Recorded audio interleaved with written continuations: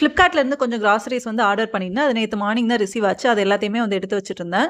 ஒரு சில பொருட்கள் வந்து நம்ம கடைகள்லயோ, சூப்பர் மார்க்கெட்லயோ வாங்குறப்போ வந்து ரேட் வந்து ரொம்பவே ஜாஸ்தியா இருக்கும். ஆனா ஆன்லைன்ல பார்க்குறப்போ கொஞ்சம் கம்மியா கிடைக்கும் நமக்கு. ஸோ அந்த மாதிரிப்பட்ட பொருட்கள மட்டும் நான் வந்து எப்பயுமே ஆன்லைன்ல தான் ஆர்டர் பண்ணுவேன். எல்லாமே எடுத்து வச்சுட்டு கொஞ்சம் வீட்ல இருந்த சின்ன சின்ன வேலைகள் எல்லாம் முடிக்கிறப்போ வந்து ரொம்பவே லேட் ஆயிடுச்சு. ஸோ லஞ்ச் வந்து சிம்பிளா பண்ணணும் அப்படின்றனால இன்னைக்கு வந்து அரிசி பருப்பு சாதம் தான் வச்சேன். நான் இன்னைக்கு தான் ஃபர்ஸ்ட் டைம் இந்த ரெசிபி வந்து ட்ரை பண்றேன். எல்லாருமே வந்து ரொம்பவே நல்லா இருக்கும். இல்ல இதுக்கு வந்து சைட் டிஷ்ஷே தேவைப்படாது அப்படின்னு சொல்லிட்டு நெறைய வீடியோஸ்ல பார்த்திருந்தேன்.